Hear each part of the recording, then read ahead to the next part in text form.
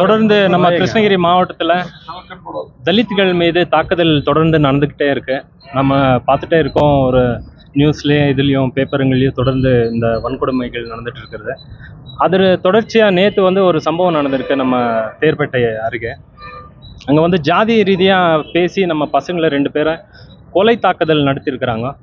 அவங்க மீது வன்கொடுமை தடுப்பு சட்டத்தில் கீழே அவங்க மேலே வழக்கு பதிவு செய்யணும்னு சொல்லி நாங்கள் போலீஸுக்கு டிமாண்ட் வச்சுருக்கோம். ஆளுங்கட்சியினரும் இங்கே இருக்கிற போலீஸ் டிபார்ட்மெண்ட்டும் அவங்களுக்கு சாதகமாக செயல்பட்டு இருக்கு. நம்ம நீலம் பண்பாட்டு மையம் சார்பிலையும் அம்பேத்கர் நெருப்பணி மன்றம் சார்பிலையும் இதை வன்மையாக கண்டித்து அவங்க மீது வன்கொடுமை தடுப்பு சட்டத்தில் வழக்கு பதிவு செஞ்சு அவங்களை உடனடியாக கைது செய்யலைன்னா இன்னும் 2 நாட்கள் உள்ள ஒசூரில் மிகப்பெரிய ஆர்ப்பாட்டத்தை ஏற்படுத்துவோம்னு காவல்துறைக்கு தெரிவித்துக் கொள்கிறோம்.